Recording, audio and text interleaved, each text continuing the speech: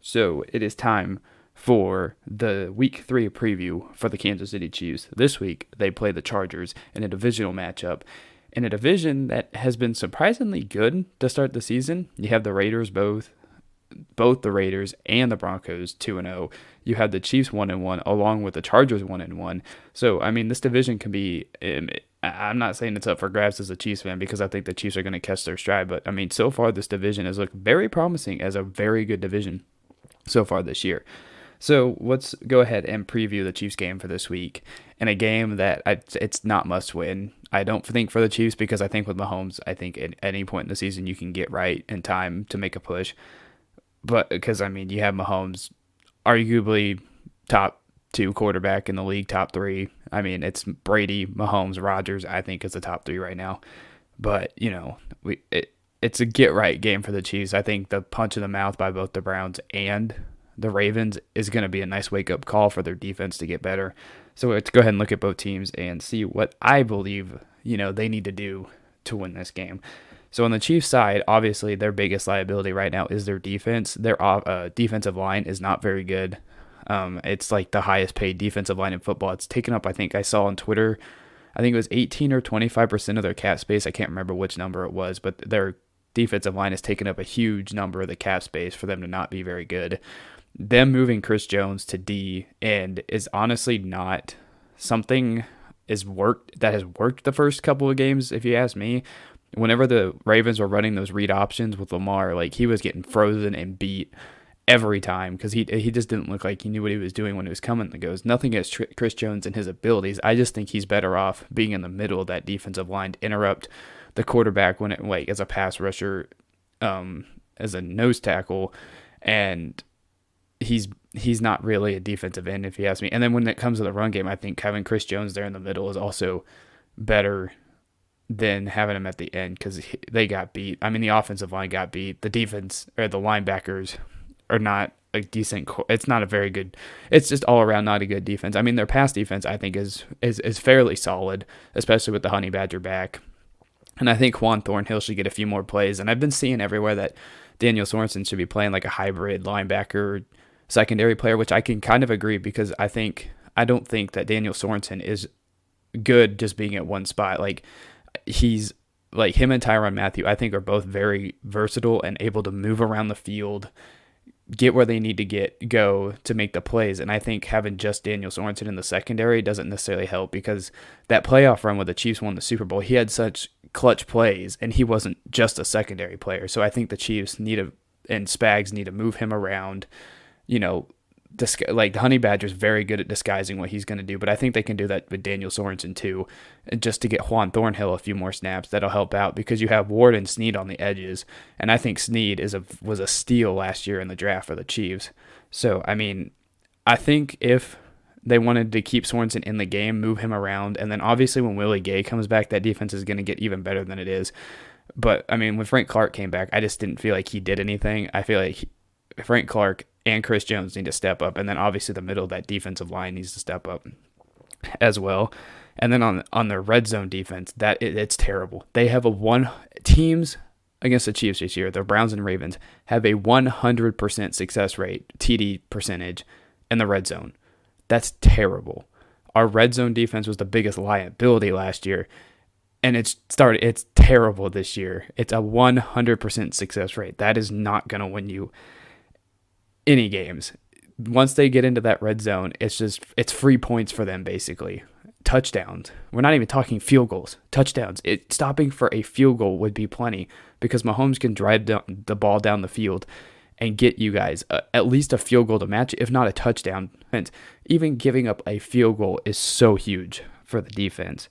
Again, with that against the Chargers, they can't let them establish the run. They have Austin Eckler, the Chargers do.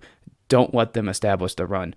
And then don't let Justin Herbert get big plays because Justin Herbert's arm is fantastic. He came in last year and gave the Chiefs troubles. It took overtime to beat him in week 2 last year, and I don't want to see that happen again. Contain Herbert. Like, don't let him get those big plays down the field. Keep everything in front. If you can keep everything in front, that might even help out with the run game too because you won't be able to let them establish that. huge chunk plays on the run. That's never good when you're giving up chunk plays running the football. Passing is completely different because those are more understandable to give up chunk plays. Chunk plays in the run is awful, and they cannot be doing that. So now we need to look on the offensive side for the Chiefs. Look at the skill position on there. Kelce, Hill. The offensive line looks much better. You have Mahomes, obviously. The offensive line is looking much better than it did last year, coming down the stretch and in the Super Bowl. I really like the offensive line. Obviously, it can get better. Every offensive line can get better, but so far I'm really, really liking the offensive line. But the Chiefs cannot have silly turnovers. Mahomes, him and Carson Wentz, and those are the two quarterbacks I look at right now off the top of my head that do not give up on plays. They will scramble out. They will try to find the open receiver. They will try to make something happen. And you have to appreciate that in a guy. But, that was a very silly turnover by Mahomes, and even he admitted it. That was bad. So, I love Mahomes. He doesn't give up on a play, but he can't have a turnover like that. Again, it was inevitable. He was going to have an interception thrown in September. He was going to lose a game in September. It wasn't going to be perfect his entire career. It's the NFL, top players. But he cannot have that silly turnover like he did last week. And then running the football. It was Clyde's first career fumble. I understand that people were very upset about it. I was too. It lost in the game.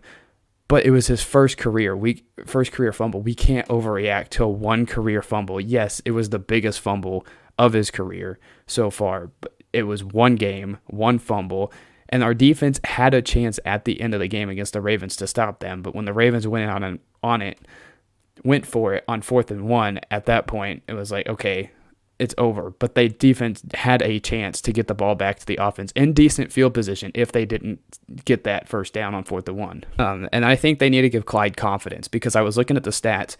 The Chargers have the 3rd worst run defense in football right now. And I think this could be a get-right game for Clyde. Get him the ball. Let him run it a few more times, Let him get that confidence back to hey, it was one mistake. Let him run it. I think this is a game that the Chiefs need to prove that it was a one-off bad game. I don't think it's permanent. It's not, and their offense was good the entire game besides those 2 turnovers. So I think it was a one-off game that the defense I think will get much better. Spags is a great coach, so I think the Chiefs will definitely be playing a lot better this game against the Chargers, and it's a divisional opponent. You have to remember the Chiefs are 31-5 against division opponents since 2015. I read on that on Twitter today, and I'm like, all right, I got to include this because apparently every other team in football has lost at least 10 divisional games during that stretch, and the Chiefs have only lost 5. So the Chiefs own divisional matchups. So I think this is definitely a get right game for them. On the Chargers side of the ball, obviously on their defense, they can't allow big plays. Like I mentioned, they have the 3rd worst run defense in football. So, they have to stop the run. They can't let Mahomes have big plays. They're going to have to contain Hill and Kelce. All I got to say is good luck. The Ravens tried to do that. All they were able to do was take away Tyreek Hill, but they forgot about Kelce. That's the thing. You take away one, you still have the other. You try to take away both. You have Robinson, who I think is very good. You have Byron Pringle, who is starting to prove himself that he can be in this rotation. And McCall Hardman is slowly getting better and better each week. So, you have all those weapons. Good luck containing all that, especially with Mahomes, who can fit the ball anywhere you need it to go. So, good luck stopping all that, Chargers defense. That's all I can say. Good luck. And on their offense, they have to try to exploit the Chiefs' bad run defense. They have to let Herbert continue to throw. And then if the Chiefs do happen to make a mistake this game, the Chargers have to offensively take advantage of that. If their defense gets a turnover, they have to take advantage of that. Because if the Chargers do not take advantage of a turnover, that mistake by the Chiefs then turns around to become a mistake on the Chargers, because the Chiefs make a mistake, they're not going to make another one. I think Mahomes is not prone to throwing a lot of interceptions in a game. He had that game in 2018 against the Rams. I think he threw 3. Last year against the Dolphins, he threw 3. Last week, he threw 1. But, throughout it, that's 3 games out of a 47 or 50 game stretch of games for him. He's not going to make another mistake. So if you're the Chargers offense, your defense makes a stop, you have got to capitalize on that mistake and get points, or else, that mistake by the Chiefs turns into your mistakes, and then they're going to get points, whether it be a field goal or a touchdown. And again, with how bad the Chiefs defense has been recently, the Chiefs defense gets one stop. That's gonna give them confidence, and then I think the Chargers are gonna be screwed the rest of the game. And then for the Chargers offensively, they can't have silly turnovers. Obviously, like you have turnovers against the Chiefs, you're in for a long day. But they can't have any penalties. That killed them against the Cowboys. I know the refs could have been better with a couple of them. This one wasn't a penalty, but, Herbert's got to throw the ball away. That he can't afford to let the refs call a sack. But penalties, it took off 2 or 3 touchdowns off the board for the Chargers. If they do that against the Chiefs, they're in for a long day because, those are points. Again, with the Chiefs, you have to capitalize every chance you get to score. Field goal, touchdown, whatever. They have got to score. And then they can't end drives on dumb mistakes because I think the Cowboys, they had chances to do it. They ended their drives on dumb mistakes.